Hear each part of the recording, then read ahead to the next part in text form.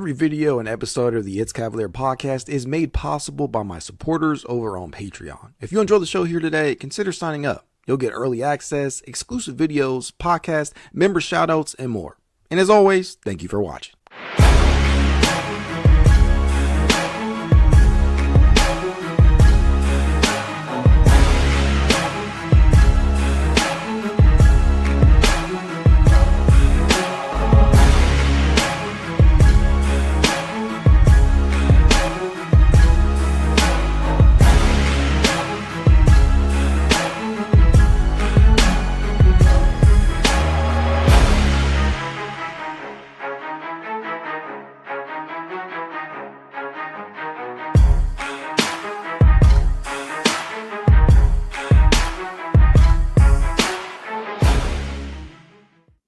Hey, you know your boy been talking about this for the last month, man. It feels like I have been talking this into existence, and I know I had absolutely nothing to do with it. But I tell you what, this is about as good of a low-risk move as you can pull off in regards to the services of Isaac Okoro, what that contract can get you back. Listen, you're actually saving yourself about $1 million by making this move. Not only do you this is a multifaceted thing. One, this to me could possibly, I don't know. I really don't want to say that it's going to make the decision in regards to Ty Jerome.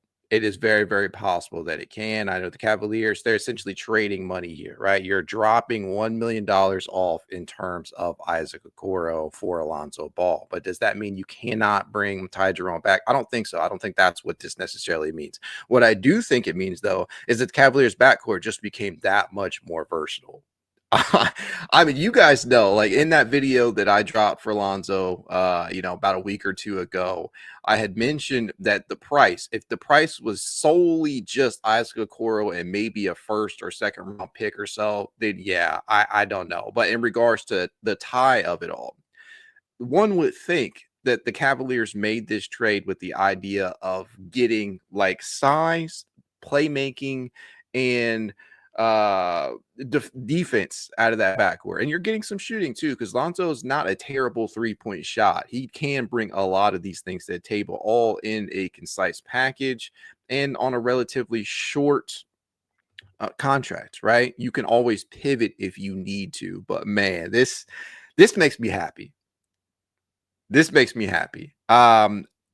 Biggest fan of Okoro that you'll find out there. Maybe not the biggest, but I'm a huge fan of Okoro. But I think it was becoming increasingly clear that you are getting next to nothing from him offensively, and you are getting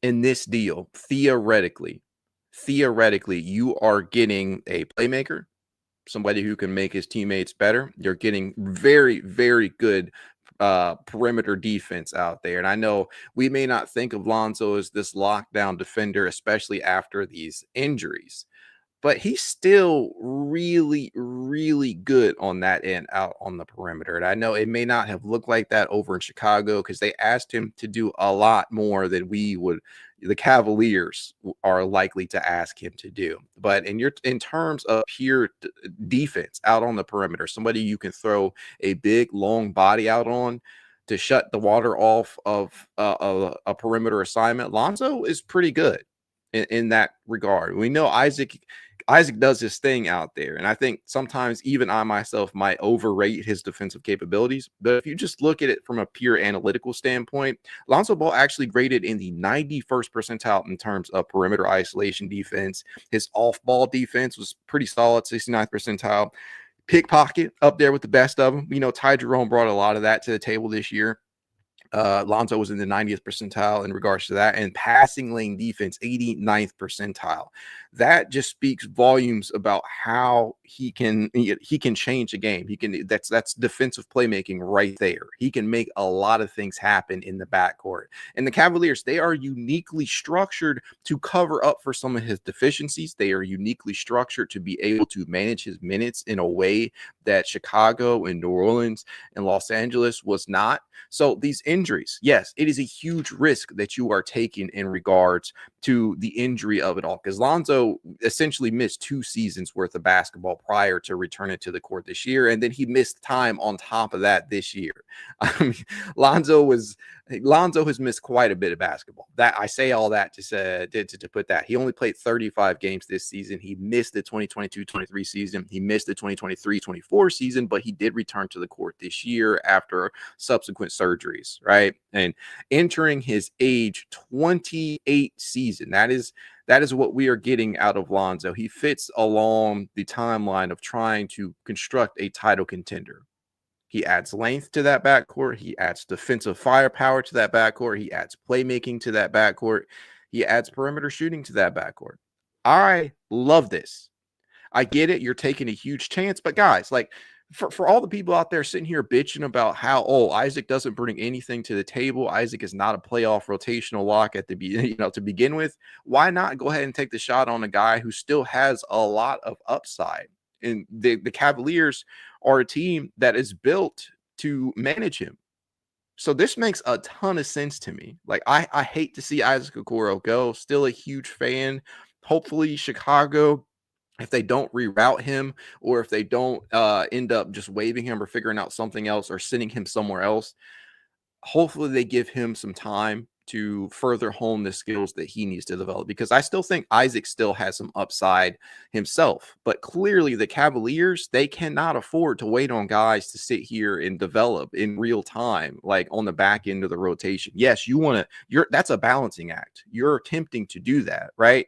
You are attempting to leverage development internally with win now mentality.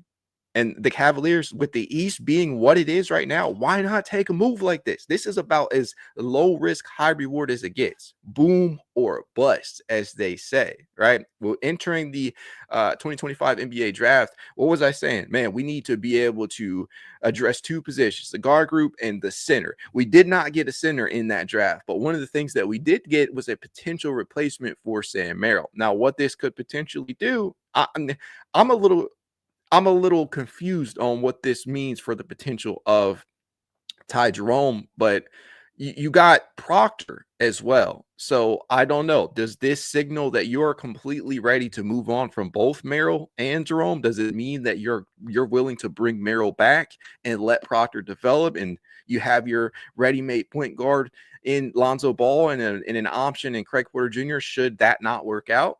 I don't know. There are a lot of different directions they can go with this. And you got up off of Isaac Okoro's contract and you're saving yourself $1 million in the process. But this is about as good as it gets in terms of the return for Isaac as you could expect. Like, yeah, there were some other players on that Chicago roster where you're thinking, okay, maybe Jalen Smith makes sense. Maybe you look at somebody like that as a potential replacement, in the front court if you're moving Isaac Okoro. But I love it, man.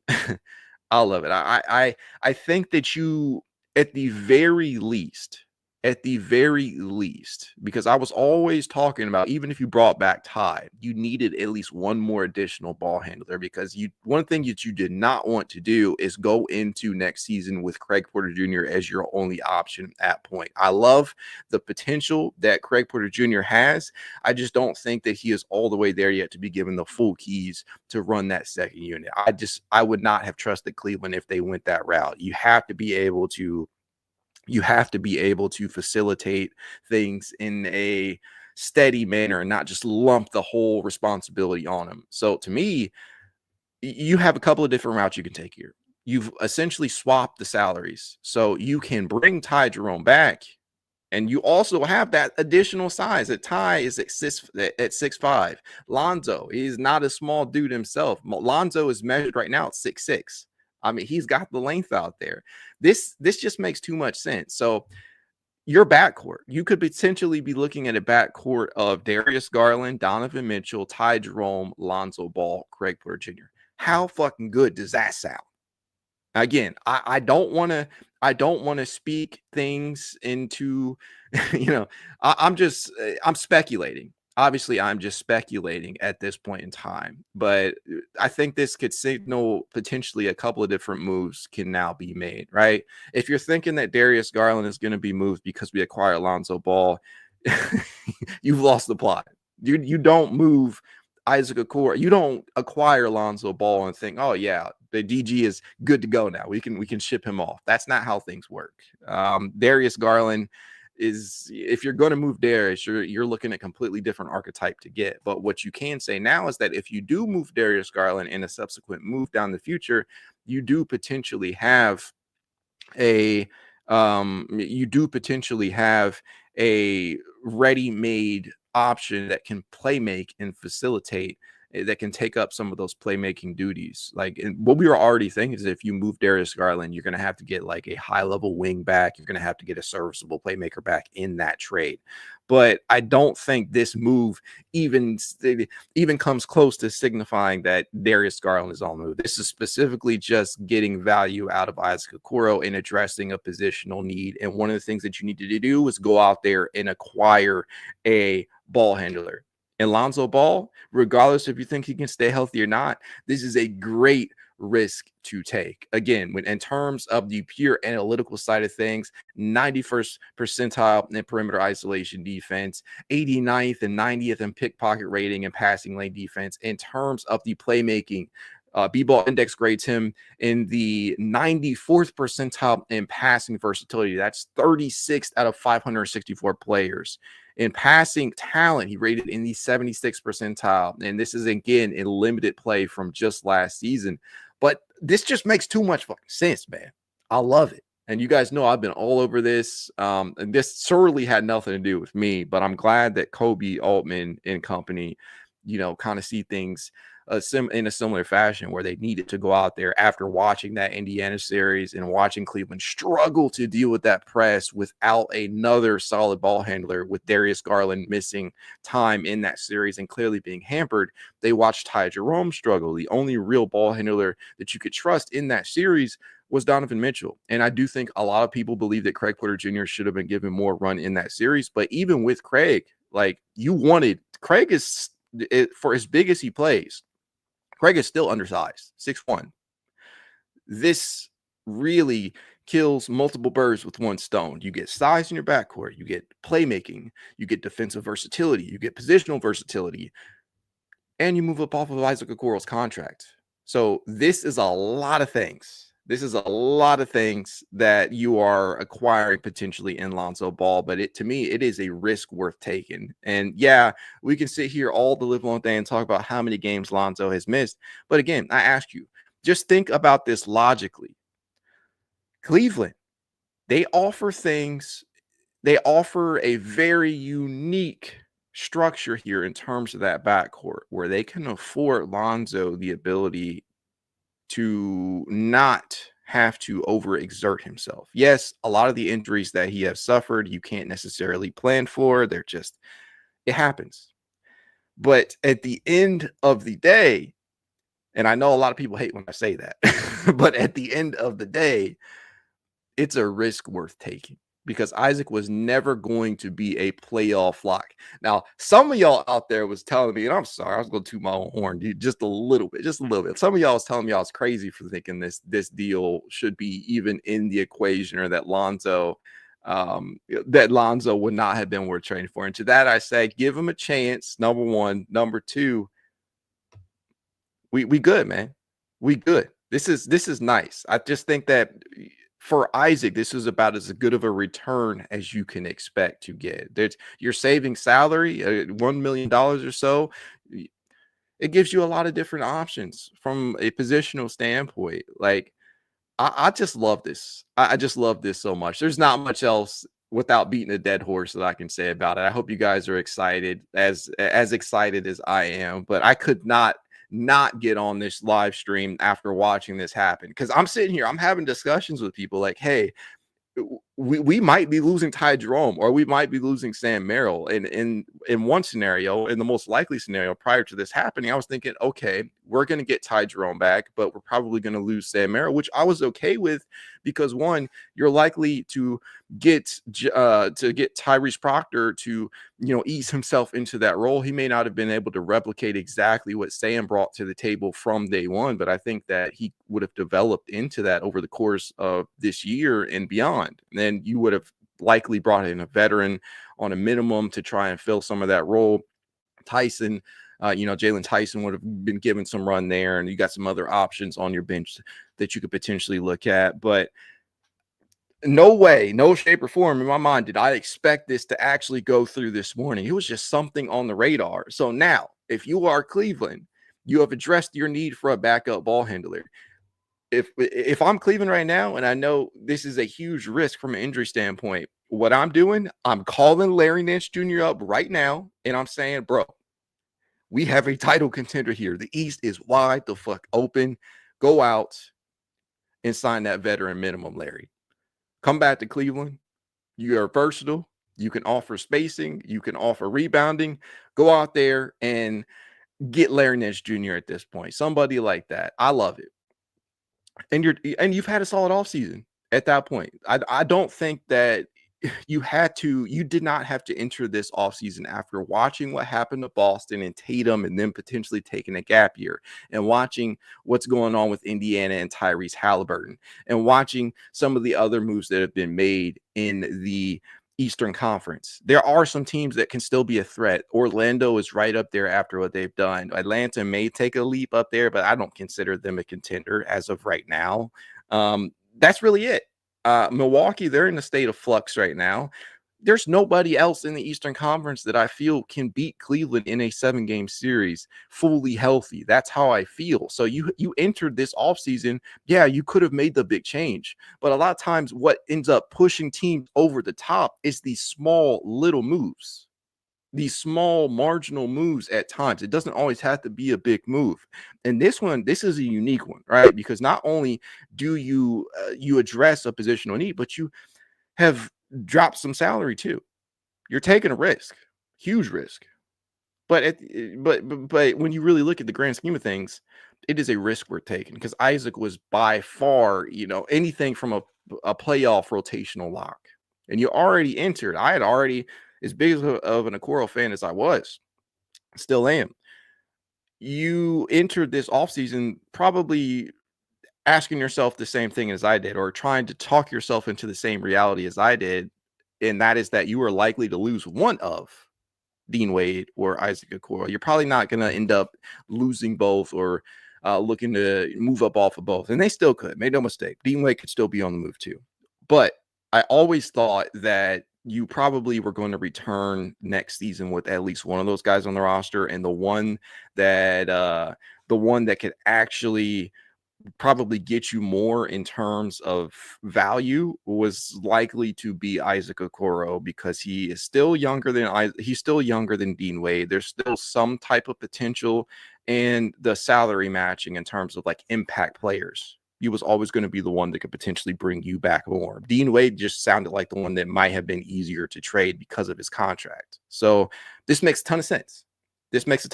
If I'm looking at the rotation as currently constructed, and this is assuming nothing.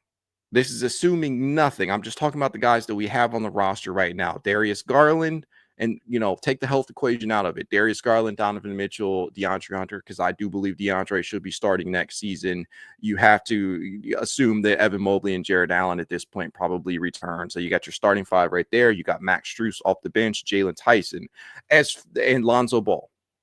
As far as I'm concerned, that is a very solid 8-man rotation. You get those final 1 to 2 pieces in the rotation, whether that be Ty Jerome if he does return, or they say, fuck it, we're going to see what Tyrese Proctor has.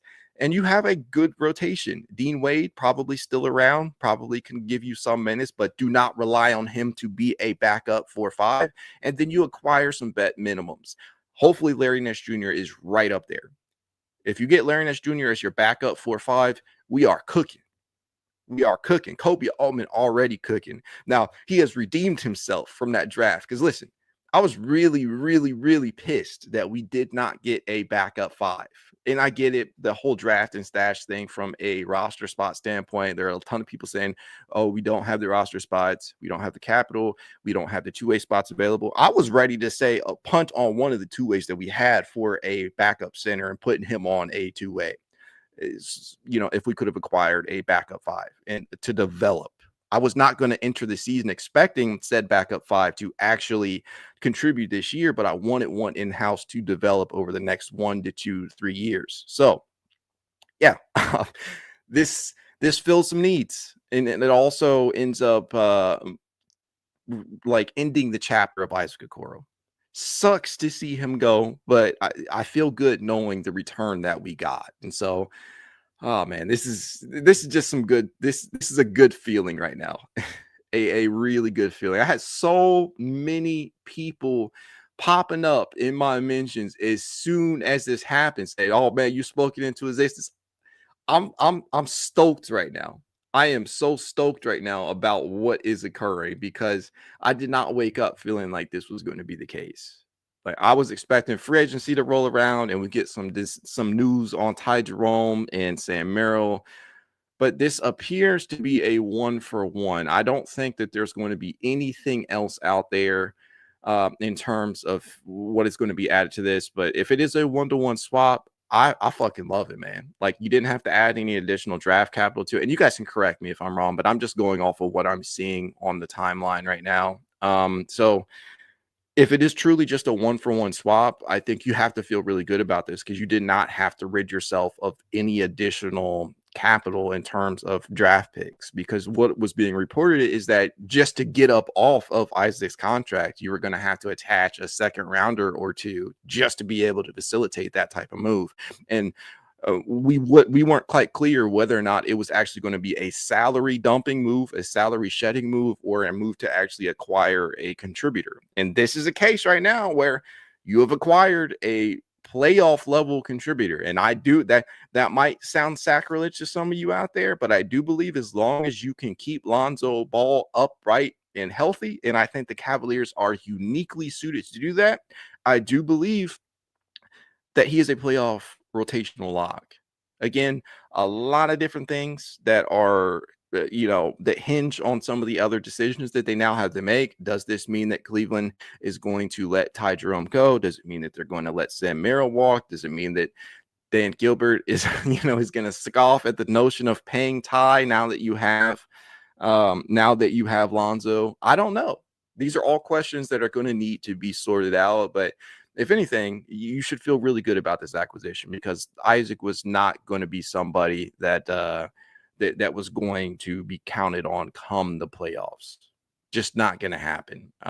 So you should feel good about this at the end of the day. From purely a statistical standpoint, Lonzo Ball averaged 7.6 points, 3.4 rebounds, 3.3 assists. He didn't shoot the ball terribly efficiently last year, but I'm willing to forgive him for that because it was his first foray into basketball in over 2 years. He shot 36.6% from the field, including 34.4% from three-point distance.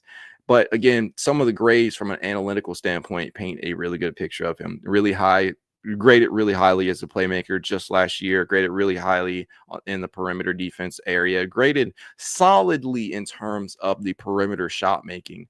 But would you just look on, at least theoretically speaking, what he could offer you, considering what the Cavaliers have on their roster already? I love it. Drive and kick, run that pick and roll. We already know Cavaliers are a very pick and roll heavy team, and defend, right? Knock down your shots. If they put the ball in Lonzo's hands, I would, suffice to say, I'd feel really, really comfortable about what he brings to the table on a $10 million or so salary.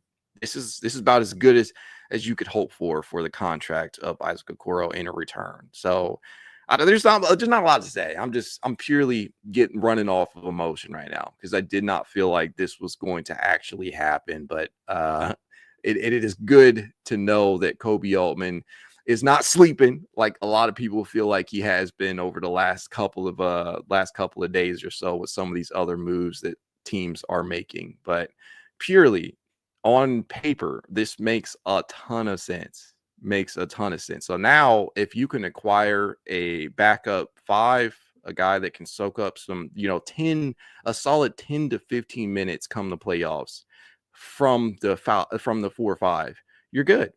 You will have had a sufficient offseason. And yes, you are taking a chance, but what championship level team isn't without some risk taking? There's always a little bit of luck involved with winning a title, whether that be injury luck, whether that be a guy taking a leap, whether that be taking a trade on a low risk, high reward type of move like this. There's always some type of risk taking involved in terms of winning a title. And if you believe, if you are Cleveland and you believe this is your best shot to win a title, and trust and believe, this is the widest the East has been open since LeBron departed back during the summer of 2018. This right here is the widest this Eastern Conference has been for a long time. If you believe this is your moment, you attempt to make those moves that you feel like are going to make you a better team. Does this preclude them from making a move involving a member of the core four? I don't think so, but I don't think that they feel the need as presently constructed to move a piece of the core four just to move them, like a lot of people out there feel like. You have made a solid move. Now go out there and complement that with a backup center and some additional depth on the wing, and you're good. You're good. So much of what moves the needle involves a risk-taking element, and I think this is right up there with that. This is a gamble, but one that should pay off. I love it, man. I truly do. I hope the Cavaliers are able to close this offseason strong. I cannot wait to see some of the young talent that we have at Summer League, whether that be Tyrese Proctor or hopefully Khalifa Diop. Since the Cavaliers had drafted and stashed him, 3 years or so ago, we haven't been able to see him really at all because of some of the injuries that he has had. The last one that kept them out of last year's Summer League was a wrist injury and subsequent surgery. So hopefully they have a plan in place there. But I'm really, really high on what we have, what we have right now. I truly do. So let's hop into the comments. There's a lot of them here. I'm sorry if I can't get to everybody.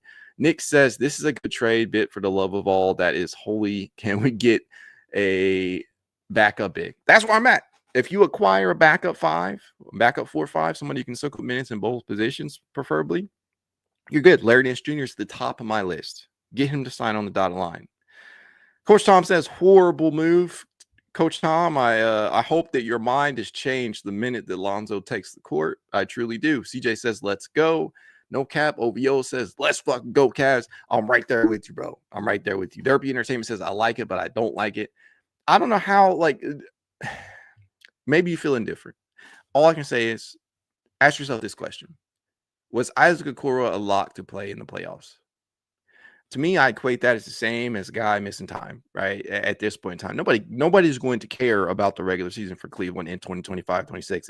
It's going to be all about the playoffs. We have seen all we need to see out of the regular season. So if they can manage Lonzo in such a way that he is healthy come the postseason, that's when the real fun begins. Parker says, wild trade, y'all. Yeah, fuck with it. I'm looking at the potential here that Lonzo could add. And I've been talking about this for weeks. You guys know I posted a video about it 2 weeks ago. Lonzo, the literal title of the video was the Cavs should trade for Lonzo Ball. That's it. Isaac Okoro was the cost in said move. Okoro in the second rounder. Guess what? They didn't have to attach any draft capital. I love it. No Cap OVO says Zoe was a Cav. Emoni Muse says low risk, high reward. Right on schedule. Yes, right on schedule. Coach Tom says Lonzo has played in 21% in the last 4 seasons. That equates to 70 games. Again, this is where that risk is involved. But coach, this right here, this team is suited to make up for that, and they're suited to manage him in ways that Chicago, New Orleans, and LA just frankly wasn't. We would be asking much, much less out of him, especially if Ty Jerome returns. Coach Tom says high risk. Parker says never really seen a use for Isaac. Who's with me? There's a use for Isaac. The use was theoretical though, right? Perimeter defense, perimeter shot making. He has one of those down. Perimeter shot making is always going to be something that people are going to wonder, can Isaac Okoro do it at high enough volume for it to matter? Because if you really look at things, Isaac actually did shoot from an efficiency standpoint. He did shoot well this postseason, 37.5%. But the volume is always the issue with him, just 1.8 attempts per game. He attempted 16 triples this year, and he knocked down 6 of them. So how much of that, from a usefulness standpoint, actually do you feel comfortable with? If for a guy making $11 million heading into next season, you needed more out of him and you weren't getting that. So why not take the chance on moving his contract for a player that you feel can impact in a very good fashion? In and Out of the Abyss says, I like it, but I'm a little skeptical unless it saved us money in some way. It did. It saved us $1 million. Lonzo didn't exactly shoot lights out ever, but I get it. He makes plays. He is not a lights out shooter, but consider the fact that prior to his injuries, he actually was on the come up as a shooter. In his last mostly healthy season, I mean, that is putting it mildly. Like when he got to Chicago in the 2021-22 season, over that 35-game stretch, Lonzo Ball shot 42.3% on 7.4 attempts per game from three-point distance. It was going.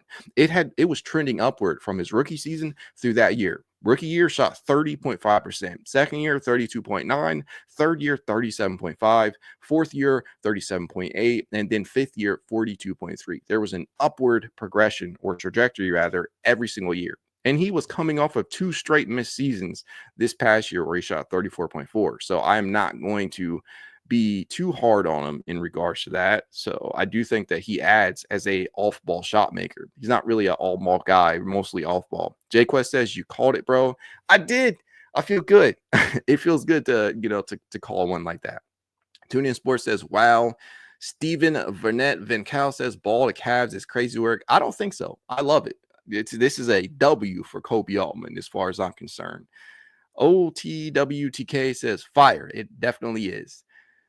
Man, I just feel so good about this. Mr. King 562 says, Lonzo adds hella length to our guards. Yeah, just listen to this again. Listen to this potential guard rotation. Darius Garland, Donovan Mitchell, Ty Jerome, Lonzo Ball. That sounds really good. Craig Porter Jr. is on the roster too. And again, this is assuming that Ty returns, but nothing is a given. Ty could see this move and say, you know what? I don't think this is going to align with the role that I want. Maybe he opts to sign elsewhere, but I don't know. If his goal is to win a championship, I think he would be hard pressed not to re-sign here on the dotted line, regardless if this cuts into his minutes or not, because there is a reality that it could. We just have to face facts here. They play the same position for the most part. The Cavaliers asked Ty to function as that backup point guard last year, but you could most definitely see a lot of lineups with both involved because Ty is a very, very good off-ball shot maker. Lonzo can play off-ball. So you don't necessarily need the ball in either's hands all the time for them to be effective. But Ty, of the two, is probably the more effective on-ball option as a scorer. Lonzo, necessarily not so much. You're getting a lot more playmaking, facilitation out of him than you are pure shot making and scoring on ball. But there are like caveats and strengths and weaknesses to both. Julius L. Freeman says, I'm off Kobe back for now. I like this move back. Listen, it's fair to be like critical of Kobe at times, but I think where people fall flat in their criticisms of Kobe is thinking that this man does not know what he's doing. Like there does seem to be a general plan in place for a lot of what he has done. He has made the most of what he has at his disposal more often than not. And I think, frankly, sometimes he just doesn't get enough credit. Frankly, he fielded a good, maybe even a championship level roster last year with some flaws. That is not debatable. The Cavaliers did have flaws last year. Backup big has been an issue since Kevin Love left town. And you can argue that even when Kevin was here, there were some issues there. Wing, that the size in the wing group, that has been an issue for a while too. But they had enough on the roster last year to get them to, at the very least, the Eastern Conference Finals and beyond. And they didn't, right? For various reasons, whether that be injury, they did themselves no favors. They lost that series, obviously. No excuses. A lot of things happened. But at the end of the day, Kobe Altman fielded a good roster last year, and he is hopefully going to do an even better job this offseason towards solidifying that back end to make them more suited to win a title in a very open Eastern Conference. We shall see. Javon Williams says, we need backup bigs. We do. Go out and get Larry Nash Jr., get a Bismack Biyombo or somebody like that, because some of the bigger names that we're seeing have already stated that they intend to return to their respective teams, whether that be Andre Drummond or Yeshani Yabusele. There are a lot of names out there that would on paper be great, but I just don't think the Cavaliers are going to be able to afford them. So you're going to have to look at some of the lower end guys, whether that be Jericho Sims or Larry or Biombo or God forbid Plumlee. We'll see. We shall see. But this is good. This is good to wake up to. Hopefully you guys feel much the same. I'm not going to beat a dead horse here. As I always tell you guys, if you'd like to reach out to me, how you can, it's Cavalier_pod on Twitter, TikTok, Instagram, YouTube, and more. If you want to be added to this Cavalier Discord chat, you know what to do. Leave a rating, leave a review, send a screenshot of said review to it's Cavalier53@gmail.com, and I will send you said invite. If you want to support the pod in a small but helpful way, consider becoming a member over on Patreon. There should be a link in the description. You can do that for as little as $1 a month. there's a lot of there's a lot of value in supporting your favorite content creators, and what that will do is get you access to some content that gets dropped early. Get you access to the Discord chat and channel. But hopefully you guys feel as great about this move as I do. I know I'm all over the place, but that's because I was not expecting to see this move. And for these people down here saying Brook Lopez, guys, I don't think Brook Lopez is going to sign on the dotted line for the veteran minimum. He can probably get more money elsewhere, because most of these teams are going to be looking at the mid-level exception, and I don't think the Cavaliers are going to offer much more than the veteran minimum at this point for any player that they sign, especially if they do intend on keeping Ty Jerome or Sam Merrill, or if things go a different way. We'll see. We shall see. All I know is that this is a step in the right direction. I just want to say thank you again to Isaac Okoro for everything that you brought to the table. And I know people are probably going to feel indifferent about what exactly that is, but Isaac, for better or worse, he did his best to contribute. He just had his flaws, but he spent 5 years here in Cleveland. He scored, if I'm not mistaken, over 2,708 points during that tenure, and he'll always hold a place in my heart for his toughness out there. I think that the Cavaliers, they did good with this one, though. They did good with this one. Go Cavs.